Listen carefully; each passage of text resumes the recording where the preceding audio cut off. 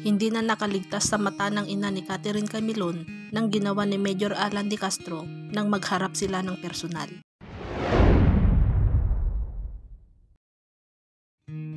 Ina ni Catherine, isiniwalat ang napansin sa suspect nang makaharap. Tila sa puntong ito ay nakaramdam ng takot ang ina dahil sa napansing ginawa ng naturang police officer. Totoo nga bang may special treatment na nangyari kay Major? Positibo na ang nakuhang mga buhok sa SUV, itumugma sa DNA sample na kinuha sa pamilya ng biktima. Nangangahulugan itong si Catherine nga ang huling isinakay sa abandonadong sasakyan na gaya ng sinabi ng dalawang saksi. Tumulong nga sa tanggapan ng pamilya ng biktima matapos makausap ang kapatid ng hinihinalang suspect. Ayon kay Chinchin, tila bumaligtad pa raw ito na wag magbintang dahil baka sila ang kasuhan. Nakausap kasi nito ang kapatid ni De Castro sa telepono at sinabing kapatid niya ang huling kasama ni Alan bago ito mawala. Ngunit laking gulat niya nang umano niyang sabihin siya nito na wag mangbintang dahil baka sila ang magsampa ng kaso.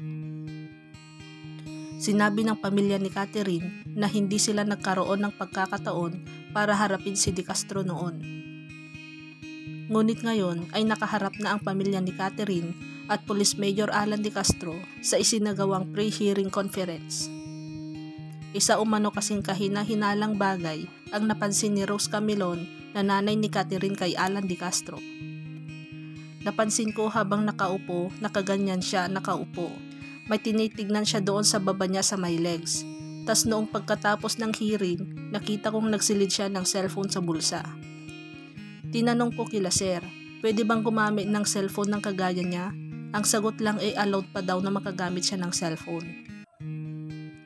Pag sinabing may cellphone ka, maraming makokontak ka. May matatawagan siya. Pwede siyang kausapin.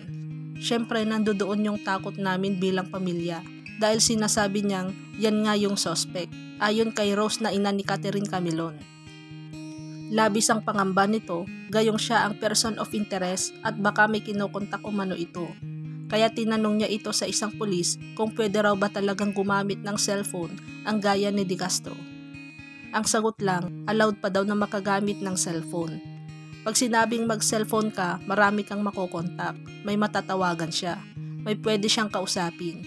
Siyempre, nandun yung takot namin bilang pamilya dahil sinasabi ngang yan nga ang suspect. Para sa pamilyang Camilon, hindi na raw dapat nakakagamit ng cellphone o kahit ano pang komunikasyon si De Castro sa labas habang nasa restricted custody. Sobra umano'y tuloy ang pangamba nila ngayon para sa kanilang buhay dahil sa posibleng mangyari na epekto ng paggamit nito ng cellphone.